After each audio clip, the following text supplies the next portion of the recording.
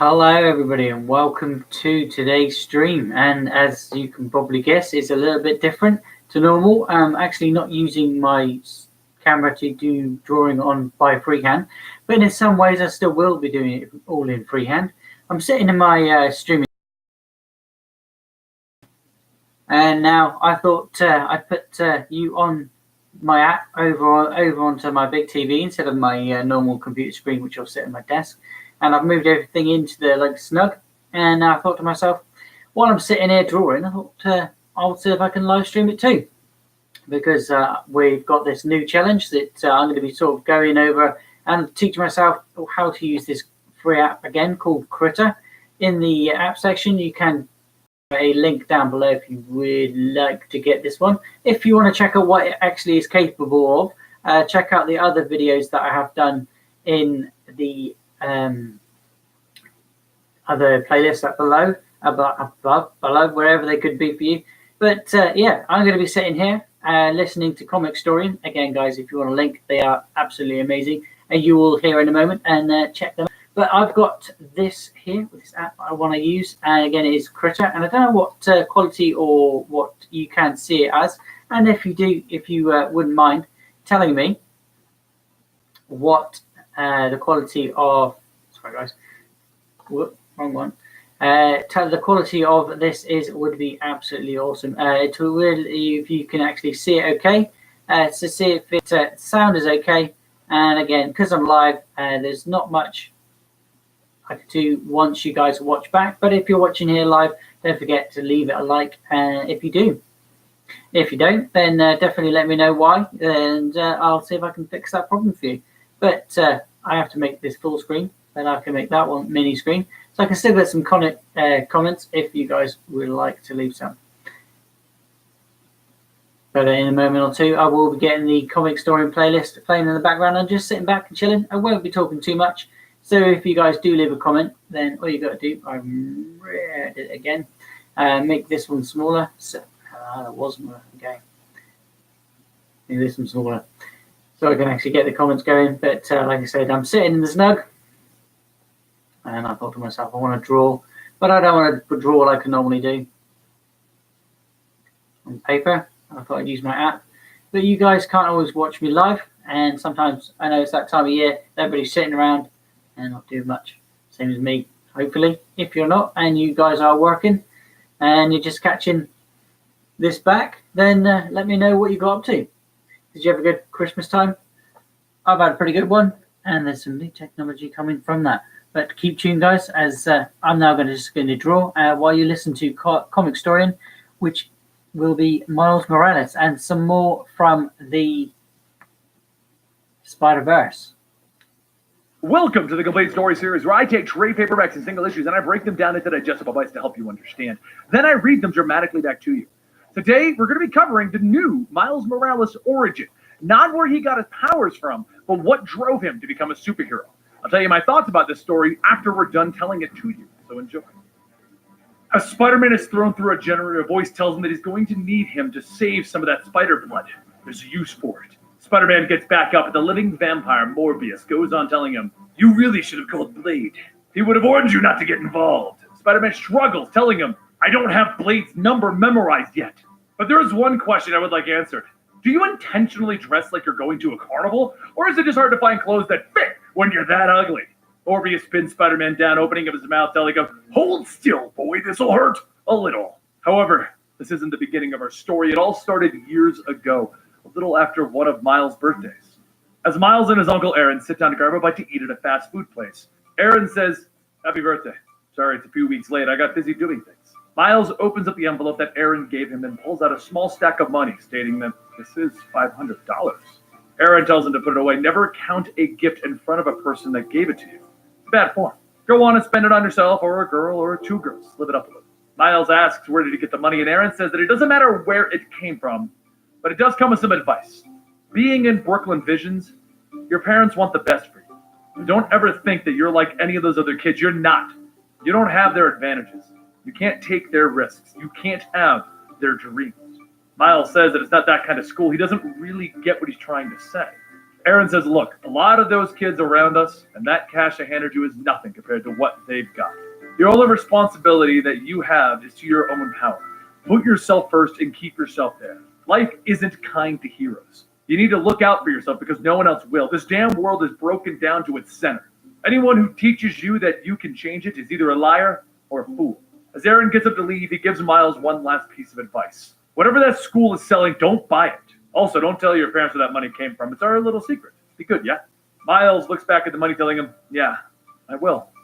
Later, back at school, Miles and Genki watch the news about how the Avengers saved the world from yet another crisis. Genki tells Miles that he could do something like that. Like, who would win, him or Dr. Doom? And Miles tells him that Dr. Doom would, and Genki says, yeah, but by how much? Would you completely kick his butt? But then another voice from behind says that it looks like the world is coming apart. Good thing the Avengers are here to put things back together, huh? Brent, another student, one of Miles' friends, walks up and Miles says that he's sorry that he didn't get back to him about the student mentor thing. Been a little busy, right? Brent pulls Miles aside, telling him, look, I know Mr. Hamilton's whole student mentor thing is weird, and we both know that you're 3 times smarter than me. Miles tells him that he was the one who won the New Visions Creativity Prize last year. Brent left saying, yeah, I won that because my mother was on the board. Brent looks at Miles and asks if everything's okay. He's looking a little down. And Miles says that it's just so much is happening everywhere. He can't shake the feeling that it's all about to get worse. The two sit down and Brent says, well, that's why you're here at this school. You learn about these things so that we can make the world a better place. And Miles tells him, yeah, about that. I only got here because of a lottery. Other kids got here because they worked for it. It doesn't feel right or fair. Brent tells him that his mother, who despite her is sometimes right, says, when you get something you don't think you deserve, you have to work to earn it. And something else that I just learned was that it was your birthday, so I got you something. Brent holds out 2 tickets, telling him that Hypeware got a new pop-up store. Limited edition kicks and gear. You and Genki have tickets to the pre-opening. Miles asks, wasn't that like sold out in like 5 minutes? And Brent says that I have a cousin who directs music videos. Everyone in my family is cooler than me. Miles says that he appreciates it, but that's not really a scene. He should take them. Brent says, okay, real talk. My sister Olivia just transferred from the other school, and she's in your class and doesn't know anyone. It's a little awkward, and you'd be helping me out. Miles tells him, fine, I'll go. I got a little birthday money to spend anyway. Later that night in Soho, Miles and Genki meet up with Brent and his sister Olivia, who does not look as awkward as Brent described. More like really super attractive. Brent says, oh, hey, Genki, we should go look at some of those snapbacks. You two be good now. As Brent walks away, Olivia asks if he's trying to set them up, and Miles says maybe. He's sorry about that. Olivia stops him, stating that she keeps to herself and he worries. He's got the charm in the family, and she's got the common sense. Olivia then takes off one of the jackets on the display, stating that he's a medium, right? He should get this. The hood zips up all the way and everything. Meanwhile, over at the corner, Brent asks Genki how's he doing. And Genki says that she's dressing him, don't look. And don't tell Miles he asked to hook them up. While Olivia begins to put the jacket on, she says, bam, now you're ready to spend $250 to express your individuality by looking like everyone else in Manhattan. Miles asks if that's a good thing. Olivia says that it is what it is. But those shoes, they're a mess. Before Miles could say anything, his spider sense goes off, and Miles pushes Olivia out of the way as a small spacecraft bursts through the walls of the store. Shortly after that, a Skrull dressed as an officer steps in, and Miles runs over to Genki to make sure that he's all right. Genki tells him that he's got to help them, please! Miles gets back up, stating to go find Brent and Olivia, tell them to stay down. Miles then grabs a pair of goggles off of a mannequin, and he begins zipping off the jacket, putting the goggles on, calling out to the Skrull, stating that he can't let him hurt anyone here. The Skrull swings at him, and Miles runs and jumps, kicking the Skrull out of the building with both feet. The Skrull gets back up, charging towards Miles, but Miles jumps up and over, stating that this better work, and he shocks the Skrull in the back of the head. But as he does, a voice calls out asking if everyone's okay. Miles looks up to see Peter Parker, Spider-Man, shouting, yes! I have no idea what's going on, but there are people inside. This cop, or whatever he is. Peter puts his arm on Miles' shoulder, telling him that it's all right. There's no need to fear. All he has to do is, Peter starts to take off his mask, but underneath is another Skrull, and he tells him, embrace change. The Spider-Man Skrull picks Miles up by the neck, throwing him into a building. The Skrull then turns back, grabbing Genki, telling him that there's no need to fear. His love is coming. Miles jumps back down, but before he can attack, the Skrull grabs him, telling him, fine, I'll make an example out of you instead. Miles begins to think back to what his uncle told him about how, if anyone told him that he could change the world, they were either a liar or a fool. Miles gets back up, stating that he can't do this. And just then Thor shoots through the sky, destroying the Skrull ship, and Miles tells himself, maybe he can. There's just one of them now. If I don't do something, he's going to kill my friends. I can't do this, but Spider-Man can. He calls out to the Spider-Man Skrull, telling him, hey, if you don't have a ticket, you got to get in the back of the line. The Skrull leaps into attack, and Miles fights back, beating into the Skrull. After a few good punches, Miles grabs the guardrail, wrapping it around the Skrull, telling him, okay, if I'm going to do this, I'm going to need to work on my smack talking. He runs back to the store to check on everyone, and when he gets there, he sees Olivia holding Brent's lifeless body. Miles asks if he's okay, and Olivia shouts if he's dead. Whoever you are, just go! Please, go! A few days later, the service is held for Brent, but before the casket is lowered, Miles tells Olivia that he's sorry he didn't know. Olivia hugs him and walks off, stating that he doesn't have to be sorry. What could he have done?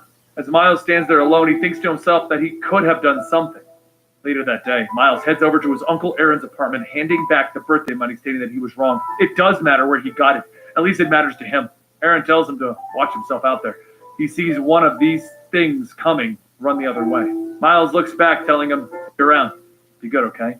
But back in the present, Miles shocks Morbius off of himself, stating that he's not a bad guy. The world hurt him and he gave up on it. Life makes that an easy thing to do. Miles begins to web up Morbius, telling him that even still, it's not the right thing to do. Morbius asks him, "Who the hell are you to tell me what right and wrong is?" And Miles tells him that he's the kid who spends his birthday sending him to the vampire prison. "See you later, Doc." Morbius tells him that he can smell the doubt on him. He's just a scared child in a mask. And Miles waves, telling him, "Yep." Miles begins to web away, thinking that sometimes he will fail. Sometimes he can't help everybody. He can't make the world fair, and when it breaks, he can't put all the pieces back together. But a hero isn't one who always wins. They are the ones who always try. Tonight, he's trying for Brent, because this is the night that he remembers that he couldn't save him. He's not an Avenger. He's not Thor or Cap or Peter. He's just a kid in a mask doing the best that he can. He will never give up on the world or anyone that needs him. His name is Miles Morales, and he is Spider-Man. And there you go. Miles Morales has a new story in which Brent died and basically gave him a reason to become a superhero, and that makes no sense. The original storyline of how Miles decided he was going to become a superhero is because Peter Parker in the Ultimate Universe died and inspired him to become the new Spider-Man. Now, I understand with Brian Michael Bendis gone from Marvel, and I understand that due to the fact the Ultimate Universe doesn't exist anymore, that Miles Morales' origin is getting more and more convoluted, and they wanted to clean it up due to the fact that he's in the movie coming out at the end of this year. But seriously, they could have done so many things with this to give him that drive, to give him that reason to become a superhero. Heck, Brent could have even worked if it was a part of like a mini series where we got to know Brent. They gave us one issue, and that made Miles become a superhero. It doesn't work in my opinion. But once again, that is just my opinion. So let me know in the comments down below if you feel that this is worthy of giving Miles Morales the reason to become Spider-Man. And don't forget, you can also find us over on patreon.com/comicstorian, where you can find like 6 or 7 different podcasts, early access to a bunch of our videos, bloopers, and all kinds of stuff. We consider it an extra thing to our YouTube channel, Comicstorian First. All of the stuff we do on Twitch and YouTube all ends up there, allowing you to get early access to as much stuff as we can give you. Anyway, I'll see you guys next time right here.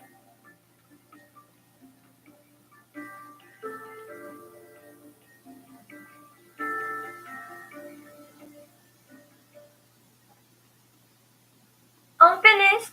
Mom, why are you in here? Clip Studio. You know what this is? Let me show you some useful features. That's amazing. Impressive, isn't it? It really is the most popular software. Welcome to Origins, a series that we have not ventured into for quite some time here at Comicstorian because we kind of did all the good ones. In the movie that just came out, Ant-Man and Wasp, there is a villain known as Ghost.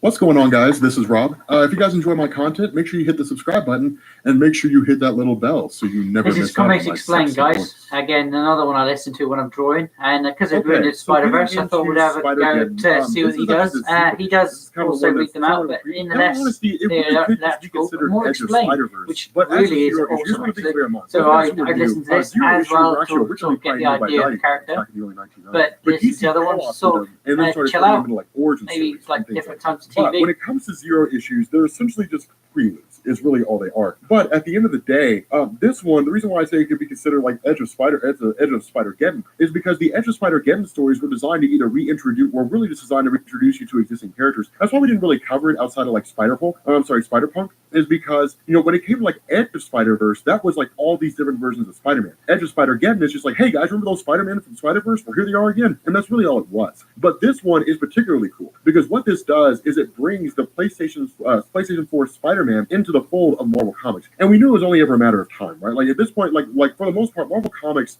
is just kind of copying what the MCU does, and then it's also just like grabbing things from stuff like video games and so on and so forth. So for the most part, Marvel's not really standalone too much anymore in terms of the comics. I mean, they are to a degree, but it's I guess it's really bringing them closer in line. But for the most part, just kind of doing what the MCU does. And so with this in mind, what we end up doing here is picking up with the PlayStation Man, like Play Spider. I don't know what to call him. Like he needs a version of a Spider-Man kind of nickname. That's okay. I'm gonna leave that to you guys. He needs a Spider-Man nickname that ties him into the PlayStation 4. You know, so like Game Spider or something like that. I don't really know. But anyway, so PS4 Spider-Man is basically dealing with a build with Tarantula. Now, Tarantula is an interesting character. I mean, not really interesting, but he's a character that goes back a little ways in Marvel Comics. I mean, he doesn't go like far back. I mean, he doesn't go like super far back, but he is still a relatively interesting character in terms of the role that he plays. And what I mean here is Tarantula was originally introduced back in 1974 with Amazing Spider-Man number 134 as part of Jerry Conway's run. And the idea was that he was essentially like a revolutionary in South America. The idea was that as part of this revolutionary group, while they were okay with using extreme tactics, what this did is it created kind of a rule of like, hey, this is what we do, but like we don't take the life of innocence if we don't need to. And Tarantula actually killed a security guard, which in turn got him exiled, but the government turned him into kind of like a fascist Captain America. But then when he killed an innocent guy yet again, the government booted him out, and then he took up residence in New York. And he fought Spider-Man for a little while, but he was never like a major player, right? Like he was like Spider-Man's version of like Batroc the Leaper, more or less, from like Captain America.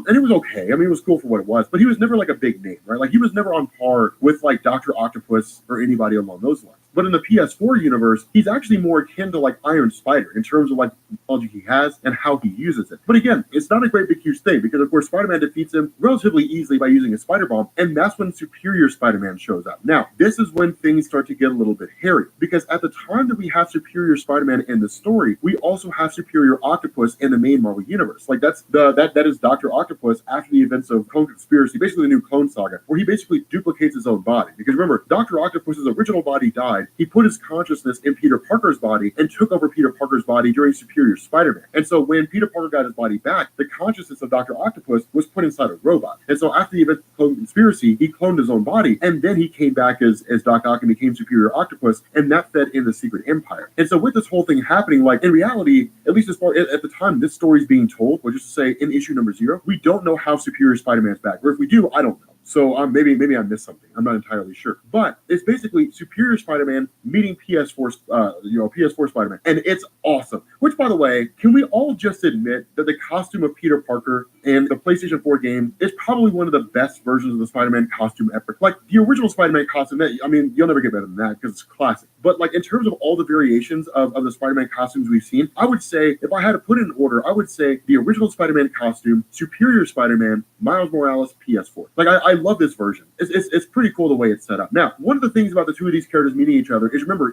for those guys who never played the PlayStation 4 version of Spider-Man, when it came to that version of Dr. Octopus, there's history there, more so than you would expect, in the sense that when it comes to the PS4 Spider-Man, this is a scenario where when Dr. Octopus of the PlayStation universe came into existence, he was a business partner alongside Norman Osborn. And the idea was to kind of change the world, right? It was like their own mini version of the Future Foundation or like Horizon Labs. And what this did is it turned into a scenario where Norman Osborn just basically started focusing on money. And this kind of left Dr. Octopus, or I guess Otto Octavius, disheartened. So we started Octavius Industries. And the issue was that because he was essentially kind of by Norman Osborn, that's really how he was able to pull off all the things that he was doing. At the end of the day, where Peter Parker became kind of like a protege, and Octavius took Peter Parker under his wing, the result was that with Octavius's projects being considered failures by Norman Osborn, Norman Osborn took everything, like literally took everything from Octavius, and that left him basically bitter and disgruntled. So in turn, he became a villain with the intention of just like tearing down everything Norman Osborn loved. This brought him and Spider-Man into conflict, and because of the fact that Octavius had been using toxins in order to use his octopus appendages, it essentially drove him insane and left him in like a really screwed up state. And so that's kind of where that comes from. But when Peter Parker meets an Otto Octavius from a different universe,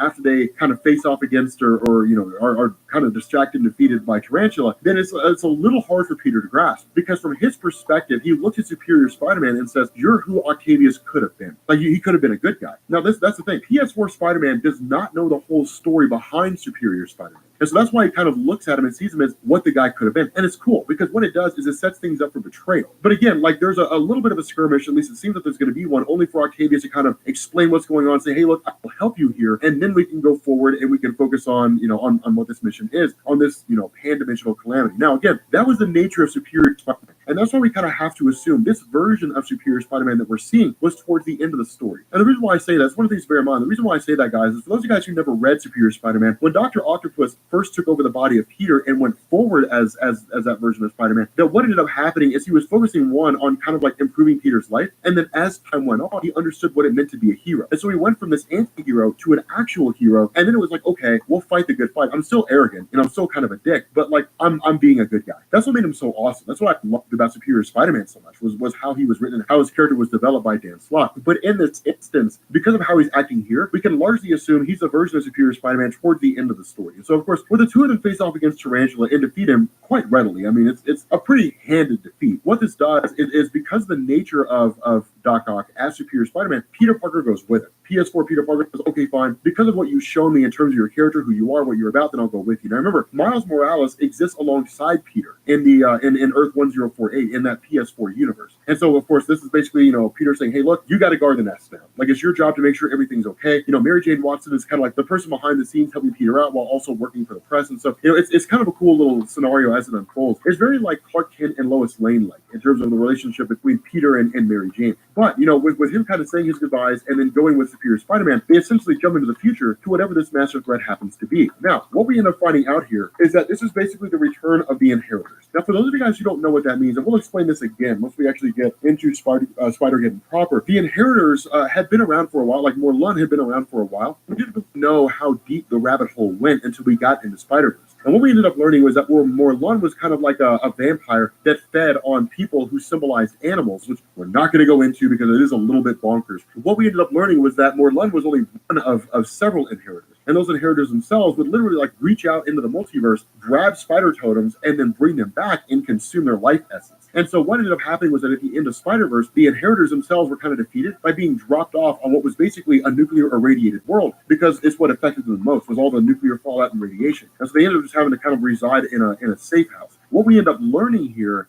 is that somewhere along the line that the various members of what was essentially the spider community were sending drones in to check on the Inheritors to make sure that, one, they were there, and two, to see whether or not they had died. But what ended up happening was the Inheritors were taking these drones and breaking them down. The drones were basically sending signals through the dimensional barriers back to those who were watching them and then informing them of what was going on. What this did is it created a tether. It created a bridge. If a signal could be sent back from the drones to those individuals who were watching the Inheritors, then what it meant is the Inheritors could ride that signal. What it also meant was that this is information being sent back and forth. And so using cloning technology, what the Inheritors had been doing is they had basically been transferring their essence from the world that they were trapped on back into the Marvel Universe in order to transfer their consciousness and then create new bodies and resurrect themselves. And so that's why this has really been popping off, because there was basically like a panic button that was hit, an SOS that was hit. The big red button was smashed and saying the Inheritors are coming back, which is kind of turned into a regathering of the entire Spider Universe. So again, that's one of the reasons why in order to really understand Spider-Geddon, you have to read Spider-Verse. So I invite you guys to check out my videos on Dan Slott's Amazing Spider-Man run, and then my videos on Superior Spider-Man, and then I'll actually upload a full story video on Spider-Verse so you guys can get caught up on that as well. But with that being said, guys, we're going to go ahead and bring this video to an end. If you are new here to Comics Explained, make sure you guys hit the sub button to become part of the Rob Corps. If you guys enjoyed this video, make sure you drop a like, and I will catch you all later. Peace.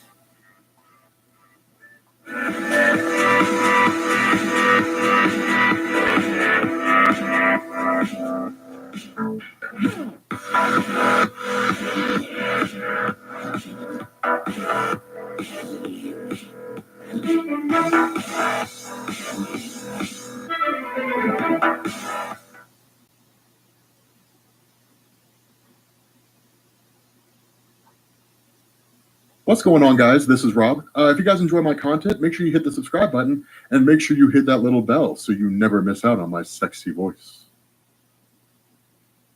Okay, so we are picking up with Infinity Wars Prime #1. Now, I thought about doing Countdown to Infinity Wars, but it's totally unnecessary. It's basically a Guardians of the Galaxy story, and the Guardians fight the Gardeners. It's not even that interesting of a story. The big takeaway from that, well, there were like two big takeaways. One is that Galactus goes back to being the Devourer of Worlds, and Silver Surfer goes back to being his Herald. And the other one is that there is a character called Requiem, which we'll talk about her here in a minute, because I have a pretty solid theory on who that character is. But nonetheless, initially this picks up with Loki, right? This is the actual Infinity Wars story itself. And this is basically the whole event of like a race for the Infinity Stones. And different people are chasing after the Infinity Stones for different reasons. For example, Gamora is hunting the Soul Stone because she learned there was a fraction of her soul that was still stuck in it. Now, in reality, that's Jerry Dugan and Marvel kind of hitting back to the old Jim Starlin stories, right? Like you go read the old Jim Starlin comics from back in the 80s and 90s, and Gamora, alongside Pip the Troll and Adam Warlock, had spent a run of their time inside of Soul World. The issue with this was that it was always believed that when Gamora came back, that it was her whole and complete self. What we ended up learning is that a part of herself was still stuck there, and it actually aged, which didn't really make any sense because in the Soul Stone, nobody ever ages. So it's kind of interesting, but there was basically an old version of herself that was there, and it was the hunt to find that complete part of herself and to bring it back. And so the result here is that initially we basically end up joining with Loki. Now, Loki's an omnipotent city, and for those of you guys who have been following the Thor comics for a little while, this originally made its debut back in 2013 with Thor God of Thunder #3, I'm pretty sure. But basically, Omnipotent City was this place that was designed by writer Jason Aaron to essentially kind of flesh out the Thor mythos and build on it, right? There was essentially like normally I've got it the other way around. When I'm recording, guys, I've got the video up in the top corner, but as I'm using my main TV, this is how I've got to do it. So I do apologise. I did have a lot in the history, so have a look in there. What we've got in there. No, that wasn't. Something led me into the Spider-Verse, which is what I was listening to. There's quite a few videos.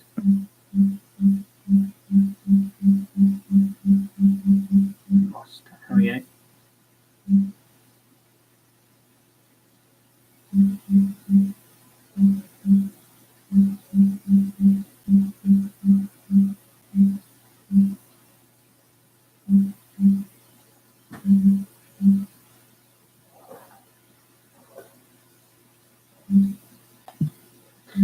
Oh, bum.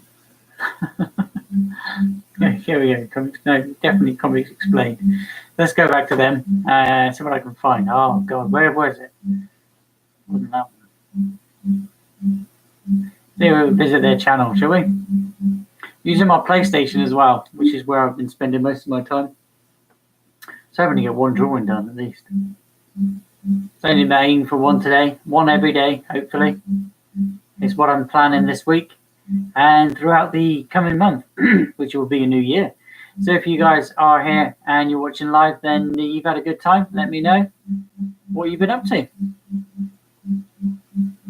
I generally chat too much when I'm drawing, and when I can't find a playlist, it's why I talk.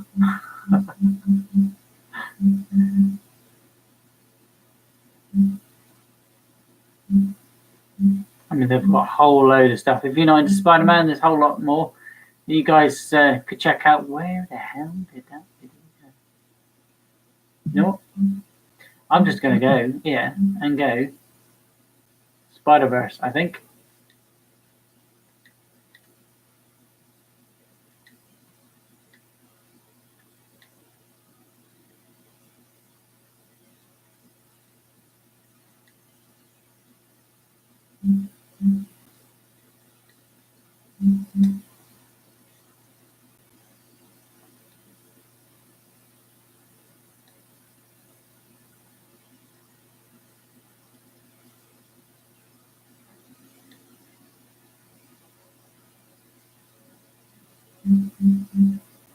Hello, Spider-Verse. This is what I was looking for.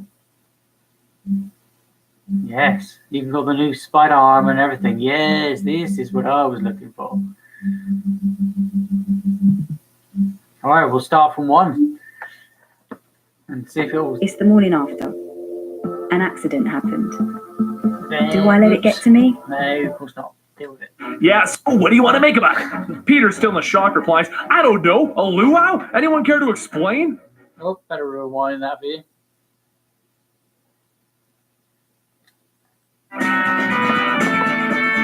This is Comic Story, guys. Definitely check them out. I'm going to get back to drawing now. So, thank you very much for watching. Don't forget to leave a like. Welcome to the Complete Story series. We take trade paperbacks and single issues and we break them down into digestible bites. Then we read it dramatically back to you. All changes to the text panels and images are done to prevent copyright issues, and all art is owned by the respected companies. Now, I would like to take a moment to let you, the viewer, know that this story has a lot of different Spider people in it. While I will attempt to briefly explain some of them, we already have a Spider-Verse playlist where you can get some more basic knowledge on some of the key characters. There you'll find the story of Mayday Parker, Spider-Man Noir, Spider, Spider-Gwen, Superior Spider-Man, and Silk, along with the origins of Jessica Drew and Miles Morales. I highly recommend you watch those before you continue with this video. But if you aren't interested in all of them, let's go. Little known fact, guys, the Superior Spider-Man video that we did where we explained all 31 issues of the series was one of the first videos that helped us grow this channel. If you're curious to see how far we've come, click now to see that story. But the story of Superior Spider-Man is that Otto Octavius, otherwise known as Dr. Octopus, has taken over Spider-Man's body. But the story doesn't end there. Now, in the middle of that story arc, the Spider-Man from 2099, Miguel O'Hara, arrived in our present day to stop a time-traveling problem, and the Superior Spider-Man seemingly sacrificed himself to stop the impending time explosion, and he vanished in a blink of an eye. Now, the story of Superior Spider-Man continues from that point as he returns back to the present day one day later. But what happened during that one day? Well, he was sent to the year 2099. Superior Spider-Man spent a lot of time gathering up tools, parts, and technology to build himself a time travel device. This is the Superior Spider-Man, after all. He isn't going to stay stuck here in this random time period. But not only did he invent a time travel device, he also revived the love of his life, Anne Marie, by creating a holographic companion to join him. Even evil villains who take over superheroes' bodies need a little love in their lives, don't they? So Superior Spider-Man finishes working on his time travel device, and he prepares to head home finally. But when he arrives home, something's wrong. He isn't actually home, and this isn't even actually his time. Looking around, he sees a slain Spider-Man just laying down in front of him. And once he turns him over, he discovers that this Spider-Man is a part of the Fantastic Five. But something is wrong. How did this Spider-Man die? So Superior Spider-Man figures out how he slipped dimensions, and he travels between them. And over and over and over, he sees dead Spider-Man. So after some further analysis, Superior Spider-Man figures out the killer's energy signature, and he figures out how he can track him. So he portal hops right to our mysterious villain, just in time to save the Spider-Man of India. Superior Spider-Man and Spider-Man of India ride the dimensional portals back to his headquarters, where Superior Spider-Man begins building his army against this unknown threat.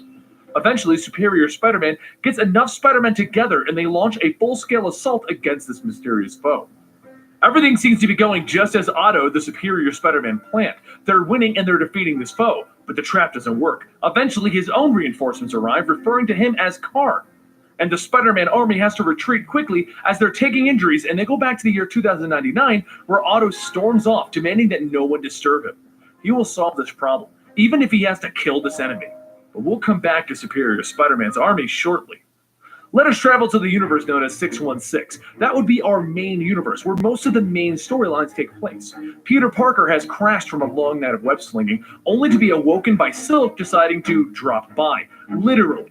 Now, listeners, we're about to meet a lot of Spider people who make up this storyline. And while we've created a series of videos to help you get caught up, I'm going to explain each one of them as we come across them.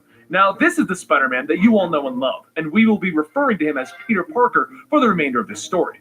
The woman hanging upside down is Cindy Moon, and we discovered during the original Sin event that Cindy was bitten by the same radioactive spider as Peter, and due to this, they have a very strong sexual connection.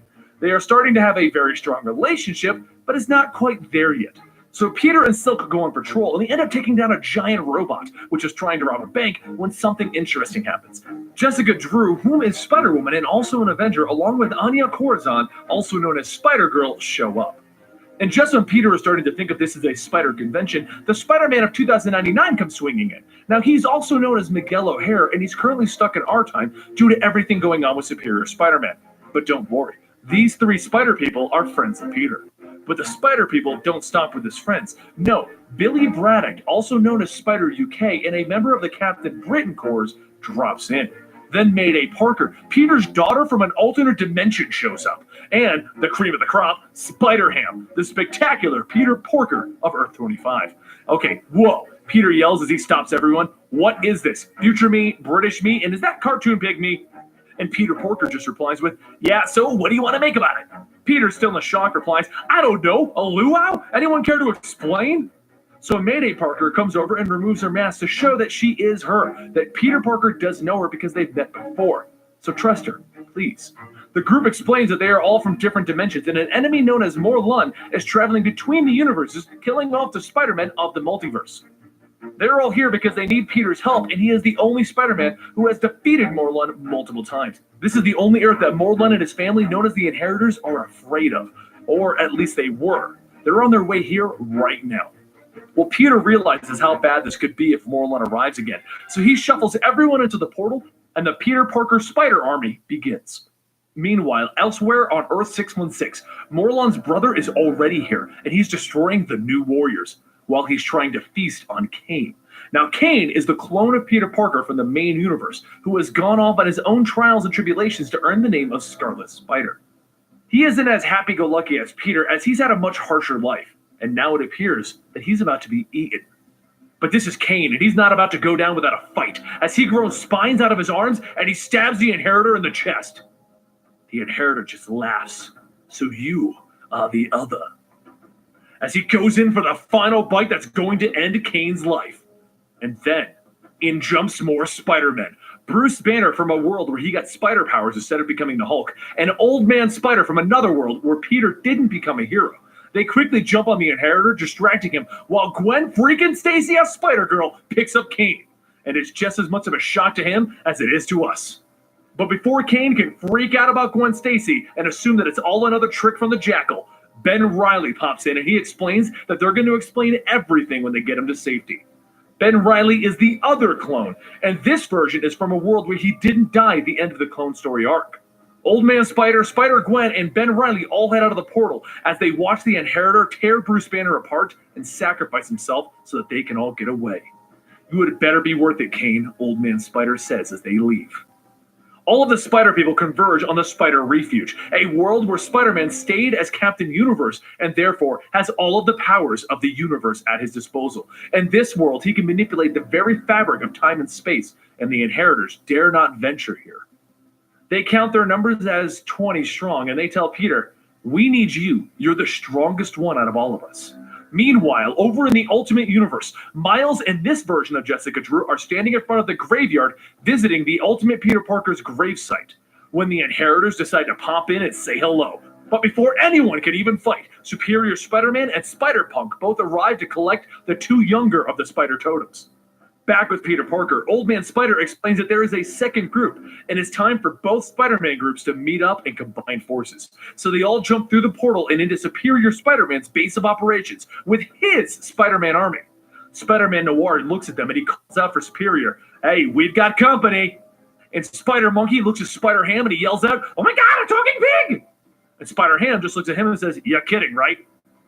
Superior Spider-Man walks out and declares, you idiots! Which of course surprises the entire group. I've been working on a device to help cloak our unique energy signatures that are traveling across the universe, allowing us to hide from the Inheritors, but it only works up to a certain point, and you brought both of the largest signatures to our doorstep. Kane here is a unique signature, it's called the Other, and Silk is another unique signature called the Bride. But while Superior Spider-Man is ranting about how this other group screwed everything up, Peter Parker realizes that this is Dr. Octopus. This isn't another Peter Parker. This is happening during the period in which Superior Spider-Man is lost in time. And almost as if on cue, one of the Inheritors comes jumping through a portal. Superior Spider-Man braces himself and he tells everyone, do not panic. I'm here now. Everyone attack like I've trained you. Everyone jumps in with Ashley Barton, Spider-Girl, Spider-Monkey, and six-armed Spider-Man taking point. But the Inheritor just laughs as he punches a hole right through Cyborg Spider-Man, taking him out of the fight. So Spider-Girl, Mayday, Parker, and Kane jump in to continue the assault. But Peter Parker sees the problem. This plan is going to fail. It can't continue. And just as he thinks that, Kane uses the power of the other to spear and kill the inheritor. Everyone stands there in shock, but within minutes, another version of the same inheritor, and now his siblings arrive. The fight isn't over yet. Kane turns to Ben Reilly and he says, "Riley, you thinking what I'm thinking?" And Ben says, "Clone, gotta be. Let's get to their location." So they open a portal back to wherever the clone came from. And then Ultimate Jessica Drew, the female clone of the Ultimate Peter Parker, joins them as the clones go on their own adventure. But we'll come back to the clone adventure eventually.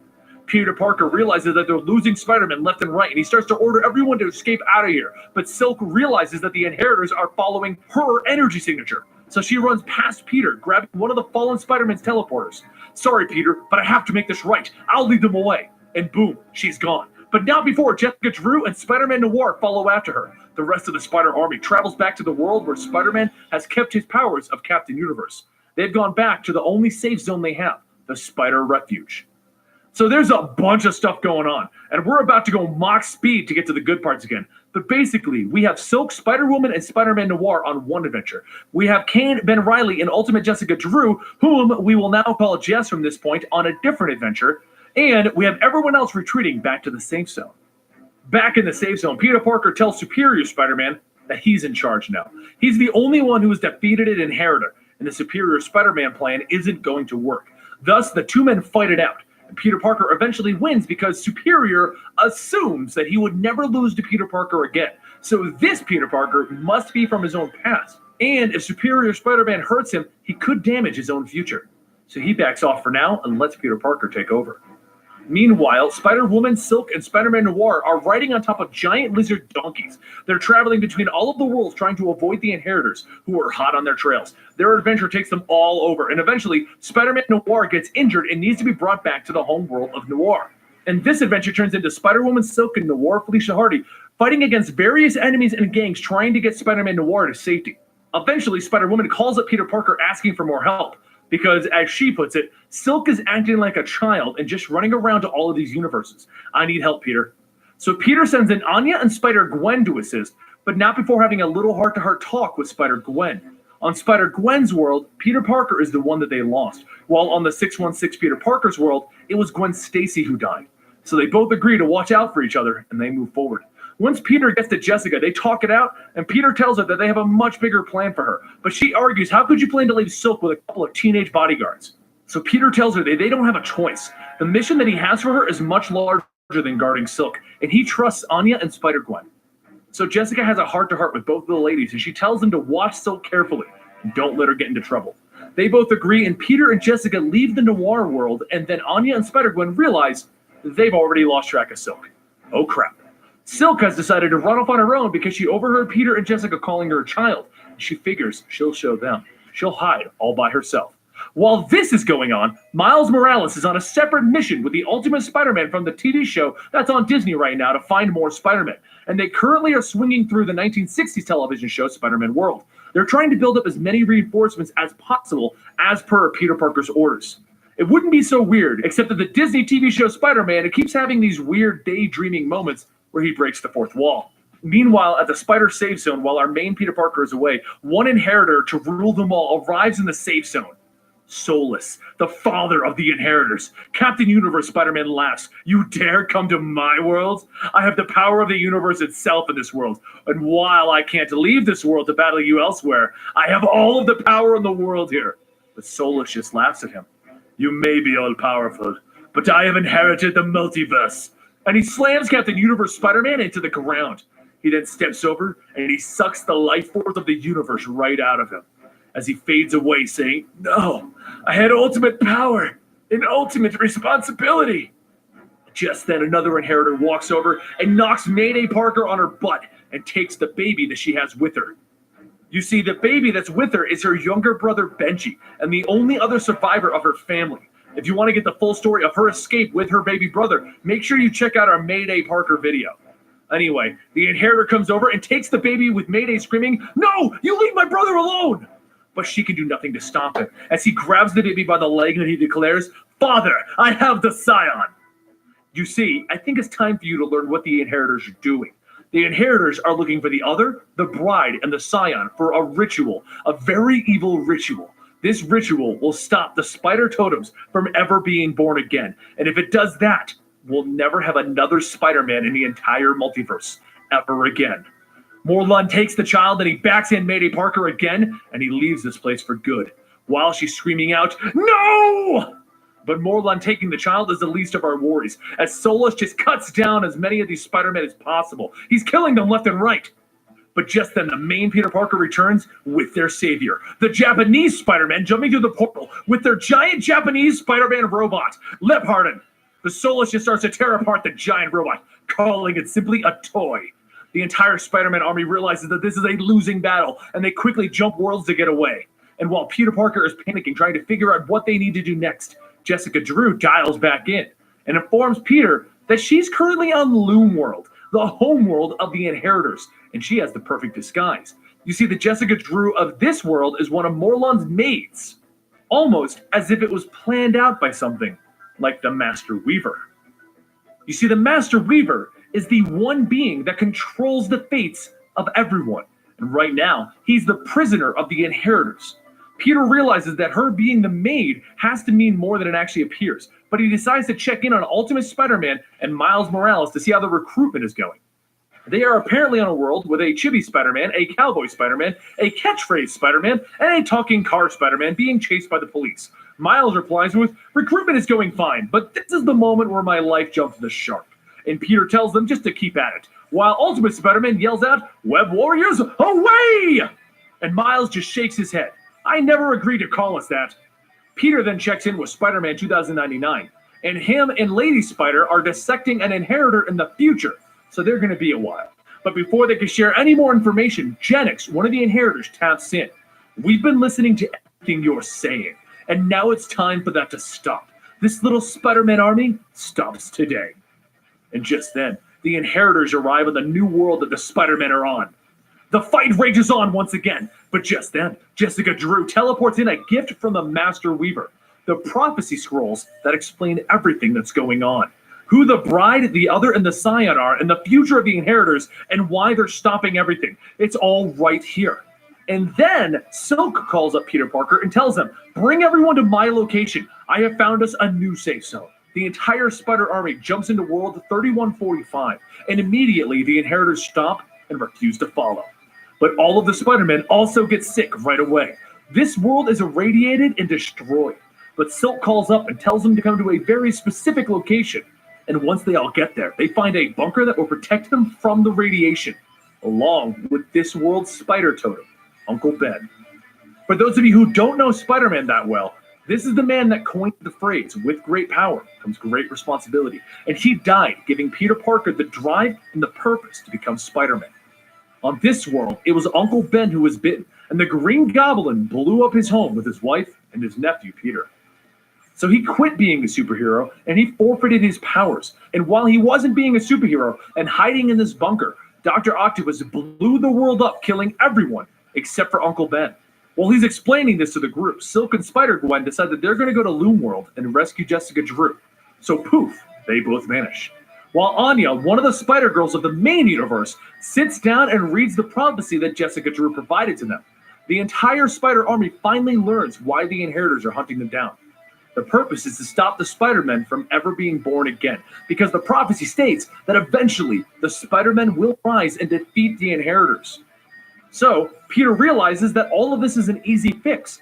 If the Inheritors just need the Scion, the Bride, and the other, he'll just keep Silk and Kane from even going to Loom World. But when he calls them both up to tell them not to go there, he discovers that Silk just went to Loom World to save Jessica Drew, and Kane went there for revenge. But revenge for what? While we get to that, Peter Parker and Uncle Ben will try to calm down Mayday Parker, because she's freaking out right now that Benji, her little brother, is the Scion, and the Inheritors are apparently about to sacrifice her only living family member. So what happened to the clones this entire time? Well, as with most of this story, it's yet another massive tale, so we're going to have to move through it quickly. Now, the clones are Kane, Ben Reilly, and Jess, and they've got it all figured out as to where the Inheritors are coming back from, because it's a cloning technology, and they used their technology to trace the original portal back to the world where the clones are made. And when they enter that world, they discover a world full of clones. Clones everywhere, and the entire world is run by Genix, one of the inheritors. So they sneak by an evil Tony Stark, and they go as deep as they can into this world until they eventually arrive at an entire facility filled with inheritor clones. Jess takes off because she's questioning their purpose. She doesn't understand Kane and his rage, and she doesn't understand Ben Reilly's just goofy nature. So she decides to climb to the top of the facility where she's going to disconnect the transmitter that the inheritors use to tell their clone to wake up because their main body died. Well, while they're doing this, Ben Reilly and Kane discover all of the other clones. And by other clones, I mean Genix's ultimate plan. You see, he was trying to clone the spider totem. He's trying to make an endless supply of spider totems for his family to feast on so they don't have to go hunting.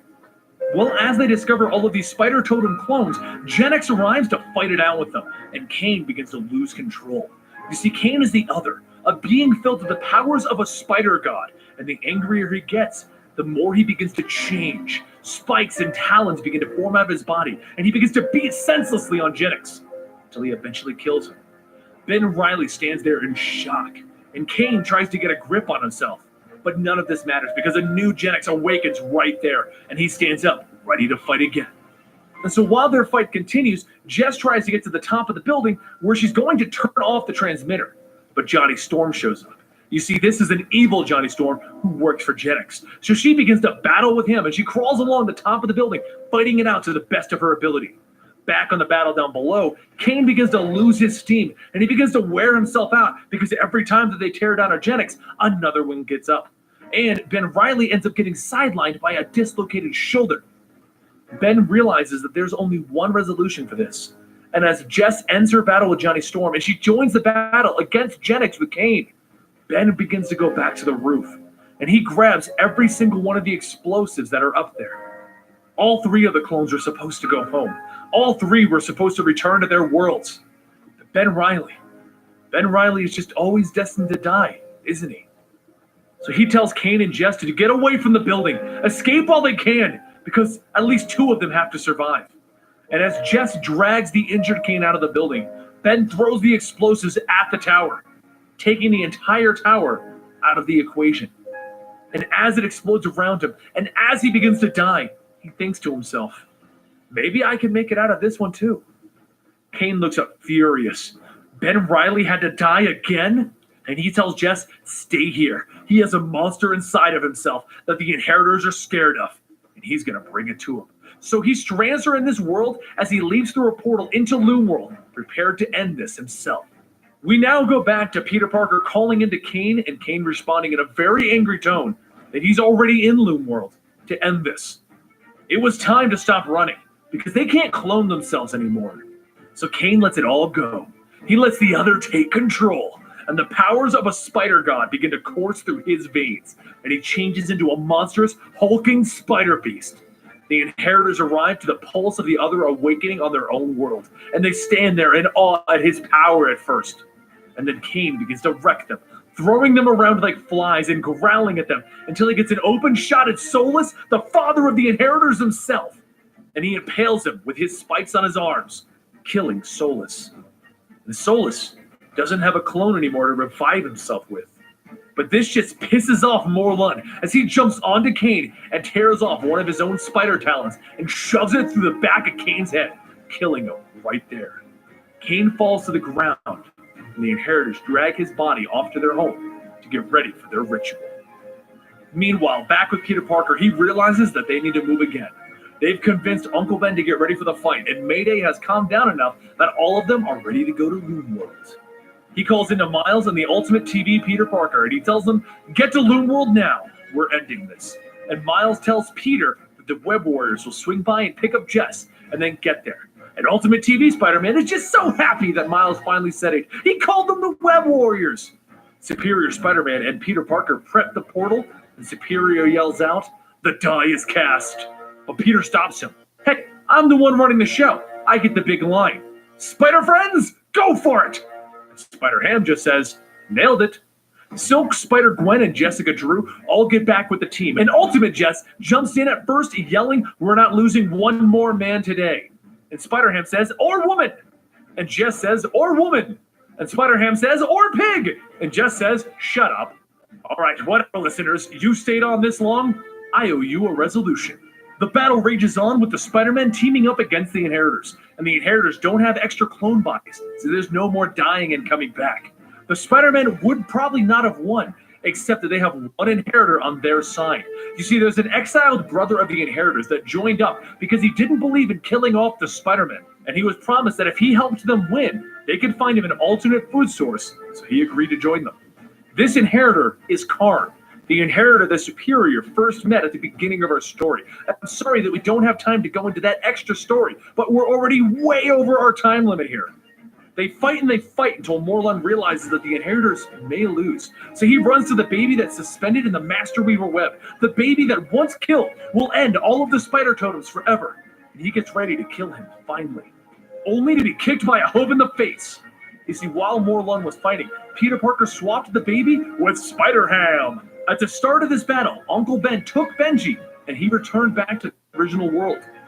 Morlun is furious. How could their plan be unraveling? Everything was going so perfectly for the Inheritors. And Peter tells him that this is all a part of his plan. You're done, Morlun. And he yells into the communicator, Spider-Man 2099, do it now. And just then, Spider-Man 2099 comes riding in on a repaired Leopardon, the giant Japanese robot Spider-Man. The fight rages on with the Inheritors obviously losing until eventually Superior Spider-Man decides to enact his own plans. And he jumps over everyone and kills the Master Weaver. Everyone stands there. The Weaver of life itself, of existence, has been murdered in this fight. Morlun begins to fill to the brim with rage, and he jumps on Peter Parker. If he's going to lose, he's going to at least finally get his revenge on the 616 Peter Parker. So Peter Parker opens one final portal, and he warps himself and Morlun into the radioactive world, the one world that the Inheritors can't survive on. Peter is ready to die there. Let the radiation just overwhelm him. But Silk has his back, and she throws down a lifeline and brings him back to Loom World. And that's it. Karn throws each of his family members into the radioactive world. Without clones or a way to travel the multiverse, they'll be stuck in that world without power. And Peter just sits there in Silk's arms. His life force is drained away, weakening him, but he'll survive. After a brief time of relaxing, the Spider Army parts ways back to their homeworlds. First up is Mayday Parker, who returns to her world where she lost her father, mother, and boyfriend. And when she gets there, she's in shock because her boyfriend survived, and he pulled Mary Jane out of the fire. Both of them lived, and Uncle Ben decided to stay there to do something that an Uncle Ben has never gotten to do. Become a grandfather to Mayday Parker and Benji. Mayday is sad to see that her father didn't survive the battle with the Inheritors, but Mary Jane gives her the Spider-Man suit and asks her to carry on the title, become what her father wanted, become Spider-Woman. Miles and Ultimate Jess bid their farewell, with Miles wishing that the adventure had lasted longer, like their last one, which was so cool. And after a bit of struggling, Superior Spider-Man is sent back to his time and place, and since it involves a bit of time travel, he'll forget everything that ever happened. Karn then takes over as the Master Weaver, and the Spider-Man of the Captain Britain Corps and Anya stay at the Web of Fate to become the new Web Warriors. So the rest of the 616 Spider-Men and Spider-Women all head home. Home to relax, and finally, not have to deal with all this crazy multiverse Spider-Verse stuff. That's it, folks. The Spider-Verse has been crammed into as much of a tight space as we can. Like I've always told you guys, the stories are as long as we need them to be to tell the story properly, but I definitely recommend reading this one yourself. There's just so much that we had to skip over. As usual, if you want to chat with me about this video, follow us on Twitter at ComicStorian, and don't forget, we have a video game channel called Eligible Monster, where we give you video game variety videos every week. And don't forget about our website, theweeklypoll.net. I really have nothing else to say here. Thank you guys for staying to the very end. If you did, I really do appreciate it, and I'll see you guys next time right here. Leopardon! Leopardon! But Solus just starts to tear apart Leopardon. Leopardon. God damn.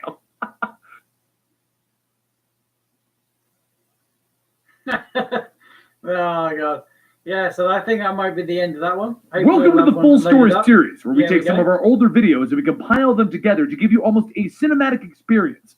All of the ideas and stuff that we've put into a ton of videos. And today, we're going to be covering the Ultimate Spider-Man line, going from his original origins all the way to the death of the Ultimate Spider-Man. I hope you guys enjoy.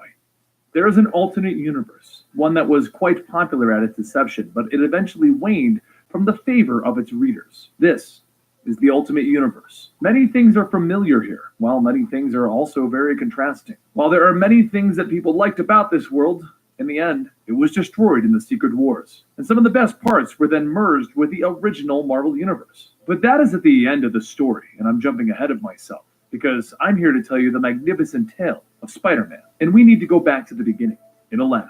You see, in this universe, the tale is a bit different at the start. Osborn Industries, the company that belonged to Norman Osborn, was conducting experiments, which led to experimenting on a spider, which was accidentally let free from its container. And this brings us to our young 15-year-old Peter Parker, a bookworm with his mind on other things, like his studies and girls, such as Mary Jane. But while his life as a punching bag always took a toll on him, there was someone who gave him hope and helped him through it, his Uncle Ben. You see, his parents both died when he was young, and they left him in the care of his Aunt May and Uncle Ben. And Ben, well, he looked after the boy like any father would. Peter was also close friends with the wealthiest kid at school, Harry Osborn, son of Norman Osborn. So, that night after dinner, Harry came by the Parker pad, as he called it, to learn about biology. And that's when Peter explained that his parents were supposedly killed in a plane crash, and that on the board in front of both of the boys was a formula that his father came up with before he died. The next day, the whole school went on a field trip to Osborn Industries, where the fateful act happened. The weird spider from the start of our tale crawled out and bit Peter Parker on the hand,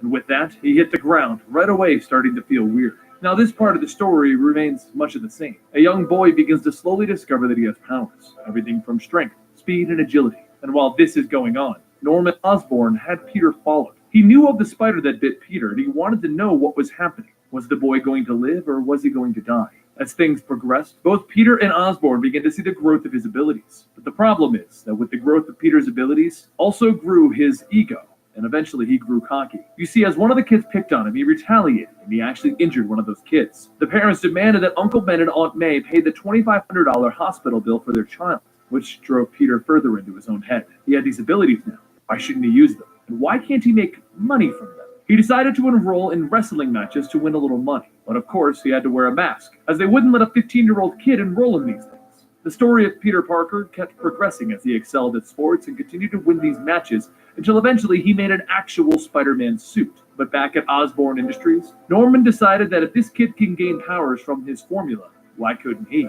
So he has an individual known as Dr. Octavius run various tests on Peter's blood, and they figured out the perfect formula that made Peter into a superpowered individual. Except when they tried to test it on Norman Osborn, Dr. Octavius changed something in the formula. Something that he wanted to do, something that he wanted to alter, and it went wrong. And the entire lab was destroyed, and Norman Osborn went missing. Back with Peter, he continued to win at each and every match as Spider-Man. And as it was all working out, Peter was walking home one night when a thug ran up on him after robbing a deli. That was it. The moment that Peter could alter his entire history. This universe could go a completely different path. So what did the Peter Parker of the Ultimate Universe do? He let the robber go. It's not his problem, he told the deli owner. After that, Uncle Ben and Aunt May confronted him at the door to ask about his grades and ask why he was slipping. An argument ensued, and Peter ran off into the night. He ended up at a party with girls coming on to him, and Mary Jane upset that she saw it. She did have feelings for Peter, though she didn't really know how to tell him, and seeing him with that other girl, well, she left the party. Peter chased after her, but as he got to the door, Uncle Ben was standing there, because his 15-year-old nephew was now at a party, and he was there to bring him home. He took him outside to ask him why he was doing this. He's such a smart kid. Why waste away his potential on things like these parties? He told Peter various things about his father, things such as responsibility and what this means. He told Peter that his father believed that he was destined for great things. And with all of the great things that he was destined for, great responsibility would come. But that angered Peter more, as he wanted to know if his father knew so much, why did he leave? And he ran off into the night, a confused kid. And by the time he got home, it was too late. You see, Uncle Ben and Aunt May, they were playing cards when they heard a noise in the back of the house. Ben decided that he would go see what it was, and when he got there, he found a man with a gun pointed out. The robber demanded money, and Ben laughed, telling him that the robber had more money than any of them. That was it. A gunshot, and Uncle Ben was gone. But Peter wasn't about to lie around while the police failed to find the murderer, and he ran out of the house, changing into his costume. Many of you know where this story goes next, but Peter tracked the murderer down into a warehouse and the police cornered him. He crawled in, and after pinning the man down, he realized that it was the same man, the one that he failed to stop after the deli robbery. If he had stood up and done the right thing at that moment, this never would have happened. So he strung the robber up, refusing to kill him. Peter thought back to the full conversation that Uncle Ben had with him about his father, and he remembered the words exactly. Great things are going to happen in your life, Peter. Great things. And with that will come great responsibility. He looked at his mask with tears in his eyes, telling himself, I do now. He went off to become the hero that he was meant to be, saving kids from a burning building, beating up robbers and thugs, and stopping the crime of the city. And when he got home, he saw Mary Jane. She saw him and told him that Aunt May was staying at her house with her parents. He tried to talk to her, but he broke down crying, and she held him while he cried it out. But how was the rest of the city taking this turn of events? Well, J. Jonah Jameson wasn't exactly taking it lightly, because he saw a guy running around in his underwear and assumed that he had to be a menace. So he wants as much information as he can get on this Spider-Man. While this is happening, Spider-Man is off inventing some new technology to go with his whole Spider-Man image. Basically, he created some web shooters using his father's formula for a molecular adhesive. It's strong, it's sticky, and he can shoot it out of his wrist thanks to some web shooters. The next day at school, Harry finally returned to school after losing his father in a freak lab accident, and as Peter is checking in on him, his new spider sense begins to go off. And following that, there's a loud boom! Fire and smoke begin to spew out of the school as Peter runs through the hallways trying to figure out what's going on. And it's Harry who seems to know as he's shouting, "Help me! He's here!" Using that as his entrance, Spider-Man arrives and he bolts into the building to see what exactly is happening. And with the sprinklers above raining on his head, Spider-Man calls to whoever did this, and a very large man in a torn cloak stands in front of him. As a hall monitor, I'm going to have to ask you for your hall pass. And the man's eyes glow. He begins to hurl fireballs at Spider-Man. He bounces off of the walls, alerting the villain to the fact that this is a fire hazard, and he throws the mysterious villain into the lockers. The villain gets up and begins to swing, continuing his silence as Spider-Man continues his jokes, until eventually the villain slams Spider-Man into a wall, launching him out of the school. He continues to squeeze Spider-Man, keeping him from breathing, and then he lands in a park and he jumps again. As they're leaping through the air, his cloak begins to come off, and Spider-Man sees a big green goblin face, which growls the word, Parker. Spider-Man looks at him. Who are you? And instead of responding, he throws Spider-Man down into the streets below. He begins to panic. How could I survive this? Is this the end already? Until it dawns on him. His webbing! He whips it towards one building and then another building, begging for this to work. And then like a giant trampoline, it propels him back into the sky. He cheers out, excited that it actually worked. And then he thinks to himself, I wonder if my other idea will work. And he whips onto a nearby building, swinging into action and landing square into the goblin's back. As he gets a couple of shots in, the goblin reaches up, grabbing his head, and he throws him back into the ground. He throws out two more thwips, but the goblin dodges, and it attaches to the nearby helicopter. While they both stand there staring at each other, another problem has presented itself, as the goblin now sees the looky-loos who have joined the fight, and he begins to sprint off towards them. Spider-Man tries to attach his webbing to the goblin, but he has too much sheer strength, and he pulls Spider-Man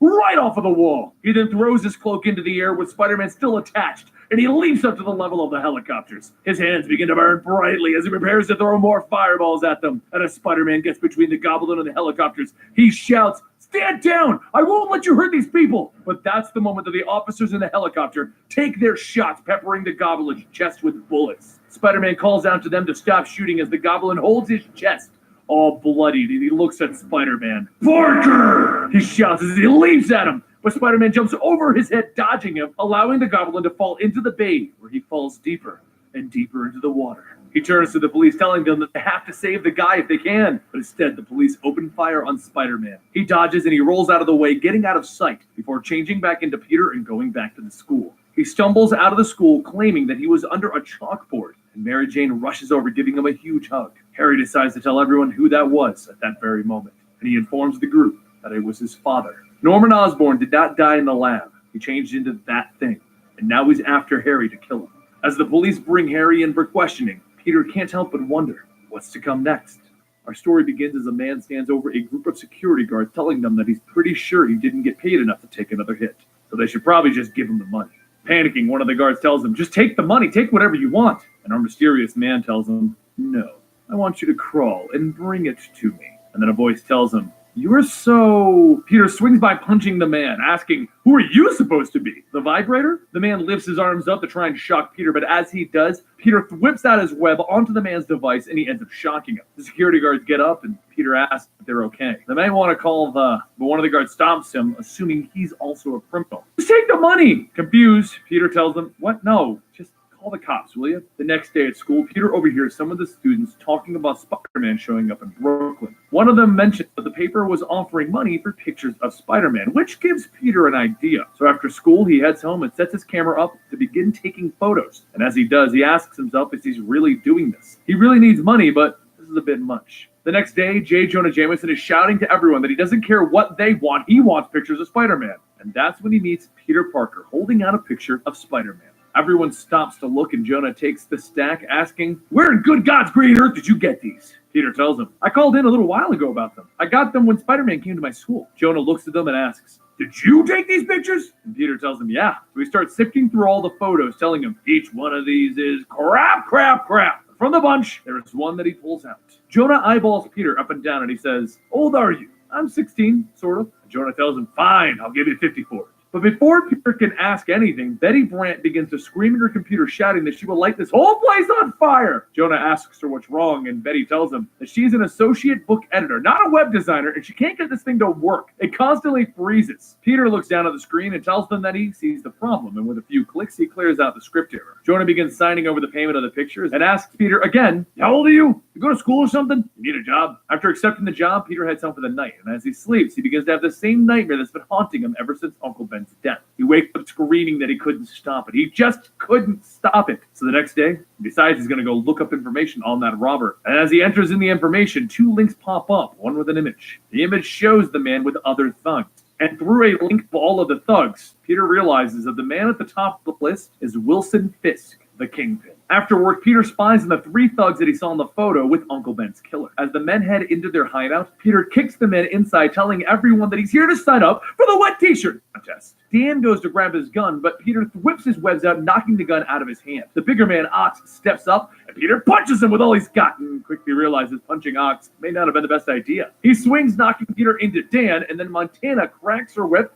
wrapping it around Peter's neck. She tells everyone that this is just a Fed trick. They need to throw this kid out and bolt the doors. Ox tells him that he's just being paranoid, but as Ox tries to swing again, Peter jumps up onto the wall. As he lands, he pulls on Montana's whip, and he throws him into Ox. He then webs up the 2 of them and throws Dan into the group. Peter looks at them and tells them, I know you guys work with the Kingpin. I would like to know where he's at. So they go ahead and spill the beans, and they tell him that Kingpin is holding a fundraiser at his office on Friday. A real MVP, VIP sort of thing, real legit. Peter then realizes that they're kind of spilling the beans on a lot of information and asks, why are you telling me all of this? The man says he works for Kingpin. Doesn't mean he has to like him. Seconds later, the front door is kicked in by 2 FBI agents bursting in, telling everyone to freeze. The woman stops for a moment and then says, it's him! It's Spider-Man! Peter tells them that it's really not what it looks like, and the agents tell him to put his hands in the air. Thinking quickly, he tells them, look at the time! I've really got to get going, and he jumps over the agents and swings away. The next day, Peter stops by the newsstand to read the headline, Spider-Man, Mob Menace. Later that night, as Peter heads over to the big VIP MVP thing that Kingpin's doing, he gets to the tower and he watches as Kingpin gives his speech. Peter tells himself that he's going to find a way to expose Kingpin, all of the drugs, thievery, and murder. All he does is write a check, and suddenly he's a good guy? Ironic, really. People think that Kingpin is a good guy, and Spider-Man is the bad guy. As Peter climbs up through the window, he begins to search through Kingpin's office, and then he suddenly notices a lens in the distance. Peter tells him that he's starting to get a funny feeling when things start to feel like they're about to go wrong again, almost like a spider sense kind of thing. And suddenly Kingpin appears, reaching out, grabbing him. He asks if there's anything that he can do for him, and Peter spins around punching him, realizing that he's got to stop punching giant guys. Kingpin grabs a hold of his arm, asking who sent him, and through the pain of having his arm crushed, Peter tells him, Carson Daly! He kicks himself away, and Kingpin tells Electro to take care of this. He needs to get back down to his guests. Out of the group of men behind Peter, one man's eyes begin to glow, and electricity begins to spark around him. Electro fires the bolt of electricity, zapping away at Peter. Kingpin tells Electro that this is his office, you know.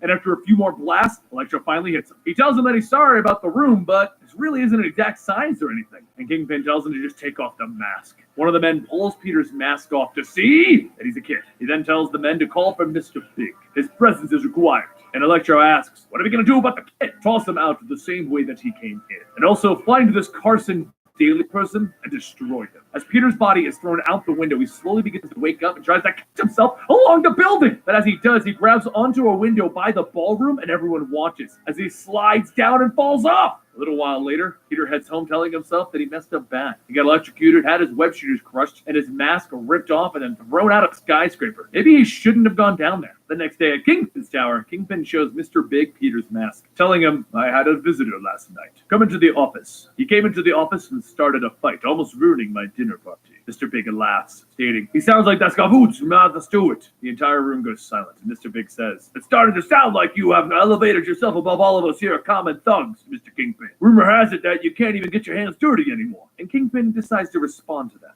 Finally, Mr. Big takes a stand, and then he looks at Ox and Montana, telling them, it's time to pick a side. Ox and Montana grab a hold of Mr. Big's arms, telling him, you have to understand. Kingpin takes off Mr. Big's hat and then slides Peter's mask onto him and begins to wrap his hands around his head. Kingpin's hands begin to come together and his grip begins to get tighter, and Mr. Big begins to freak out in pain until finally he stops screaming. The next morning, Peter watches the news as reports of the body of Mr. Big floating down the river wearing the mask of Peter are being aired. He tells himself being demasked isn't the worst thing to happen to a superhero. This right here is the worst thing that can happen to a superhero. The next day in class, the teacher begins to review what type of man Richard Nixon was when he was president and why he had everything recorded. The class begins to shout out answers, and one of them says that he was paranoid, to which the teacher tells him that that is correct. The teacher goes on asking, why would a paranoid man record all of the questionable dialogue? And Peter remembers back to when he saw the security footage in Kingpin's office. And he says, because he thought he was untouchable. After class, Peter begins searching online for security systems and finds the company name rather quickly, so he has an idea. And he emails the company stating that he's interested in getting security for his business. And he would like information on some of the systems that they use for their larger businesses. After heading home for that day, he checks his computer to find the security company emailed him back and told him the exact model that all of the large companies use, as well as a link to the technical pages for how they work. After watching everything that they've given him, he realizes that they record everything on DVDs, and he needs to get those DVDs. Because not only will they have a video of him being demasked, but it also will allow him to find out what the Kingpin has been doing. Later that night, Peter sets out and sneaks into Kingpin's tower. And once he gets inside, he sneaks up on the security guard who's monitoring the security system, knocking him out. Meanwhile, back upstairs, Kingpin talks with Electro and his men regarding the fact that they need to find that Spider-Man kid.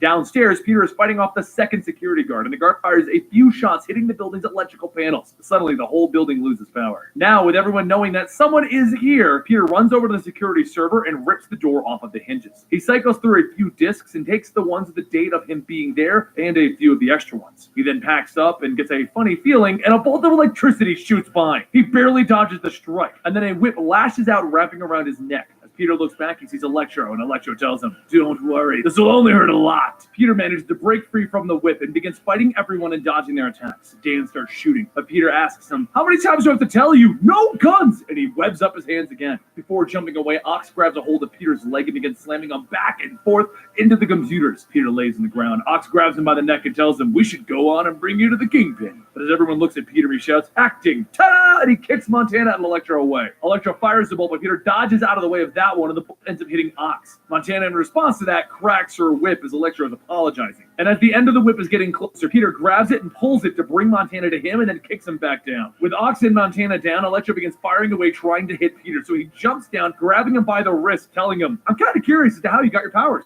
Are you a mutant? And Electro responds with, are you? Peter tells him that he asked first, so Electro tells him he's not a mutant. But why would you care anyway? Peter responds with, I'm a huge science geek, so I'm kind of sort of into this stuff. I will say this, after they take care of you, we're going to be going after your friends and your family. They're all going to be fried. And Peter tells him, if that's the case, then you can't be mad about me doing this. He takes a water pipe and throws Electro into the boiling water. The water electrocutes him, and soon he begins to fall over. Looking down at everyone, Peter hears Ox trying to wake up. So he jumps down on him and tells him that if he wants to do the right thing, march that incredibly stupid butt over to the comp and confess what they did. And then he begins to run towards the exit, thinking to himself, he did it. He really did it. How cool is he? But before he can open the door, Kingpin's voice tells him, there is no way that you are going to leave here alive. So, who are you working for? Peter stops and tells him, I had something prepared for the next time we ever met. So, okay, here it goes. You're so fat that when you cut yourself shaving, marshmallow fluff comes out. Kingpin stares at him, and Peter goes on. You're so fat that your high school yearbook photo was taken from a helicopter. Kingpin starts to grind his teeth. And Peter goes on to say another, but Kingpin begins yelling and charges after him. Peter jumps, telling him, hold on, I got one more. And just as the Kingpin reaches him, he dodges the rest of his attacks. For such an evil, arrogant guy, you think he can just walk all over everyone. Kingpin begins to punch away again. And as he does, Peter webs his arms to the wall, telling him that he really didn't come here for a fight. So he shouts, "You're a dead man!" And then Peter webs his face. As everything goes dark, Kingpin rips himself from the wall and tears away at the webbing on his face to find nothing. The next day at the Daily Bugle, writer Ben Urich sits at his desk watching a video of the murder of Mr. He then reads a note left to him that enclosed all sorts of goodies on Kingpin. P.S. Not for the squeamish. Elsewhere, Kingpin begins to read the headline. American Kingpin of crime caught on tape. Whereabouts unknown. His lawyer tells him not to worry, he'll get him out of this. But really, someone was murdered and it was caught on tape. Kingpin looks at him and he walks away. During all of this, Peter Parker and Mary Jane have been having an interesting relationship. He wants to go out with her, she seems to like him, but she's also seeing a bunch of other people. It's kind of confusing, but it's typical high school drama. But the next day after all of those events happen after school, Peter sits nervously with Mary Jane sitting on his bed and tells her, "So yeah, there's something I wanted to tell you." She stares at him, telling him okay. And he tells her, "Really, you can't tell anyone, like ever." And she tells him okay. And Peter tells her, "You gotta promise." So she says she promises. And after a few awkward moments of silence, he tells her, "I'm Spider-Man." She looks at him and asks, "What did you say? Like the superhero Spider-Man?" He tells her yes, and she bursts out laughing, so much so that she falls off the bed. She tells him to shut up. He's being such a goofball right now. He says that he knew that he would have to do this, and he jumping from wall to wall. She watches and stares, and Peter asks if she's going to be okay, and then she begins to scream. Peter tells her to be quiet. Aunt May is home, so you got up. But then May's voice shouts, "What's going on up there? Better not be any hanky-panky." After finally controlling herself, Mary Jane asks, "How did it happen?" And Peter explains that it happened when he went to Harry's dad's work and the spider bit him. So she realizes that the spider almost bit her, and she could have been Spider-Man too. And then the next part of the conversation goes on to what is he going to do because he's Spider-Man? And can she see the costume? Over at the medical facility, two doctors begin to review their newest patient. They begin to try and decide whose turn it is to clean out Dr. Octopus's bedpan. When the man slowly begins to wake up, Otto Octavius asks, "Why would you call me that? My name is Otto." And a metal arm begins to rise as he shouts, asking, "Why did you call me that?" Meanwhile, over at Midtown High, Peter and the rest of his classmates head over to the school pep rally. Kong mentions that he's starting to think that they're doing something of making a report on which superhero they would like to. Okay, guys. Hopefully you have enjoyed today's hours of length of stream and the video in the background, or the soundtrack in the background. Definitely, again, if you want to go check those out, definitely click the link down below. If there isn't a link, sorry, perhaps if there isn't a link down below, guys, all you got to do is request one in the comment section down below. All you got to do is scroll all the way down to the bottom of the video, and that is where the comment section is. If I haven't put a link, then I do apologize, but hopefully you have enjoyed this and you have liked this. I may go live again this afternoon. All depends on what I've got going on, but otherwise I will be live again tomorrow, guys. So don't forget to hit subscribe button, and I'll see you again next time. My name is Blut084, BLUT084, Art and Games. Click the links that will appear at the end, or definitely hit my face or little doodle that I've put there so you can subscribe. But before we go, I just want to say to you, thank you very much for watching, and don't forget to check out the later ones, because this will be, these two are finished, but we have loads more. As you see, I'm going to start in Spider Noir, and you'll hear the Spider Noir playlist by the Comic Historian and also Comics Explained, so you always get every information that you will need for that character. And also we'll be doing the Scarlet Spider's Cane, this one here, in the next video. So don't forget to check out this one and this one next week for more story. And we will be going into other Spider-Man and even Spider-Ham, as you can see up in the top right hand corner. So don't forget, if you want to know about different Spider-Man, click back, and I'll see you next time. Hit those things there appearing on the screen, and I'll see you next time. Thanks for watching, guys. Bye for now.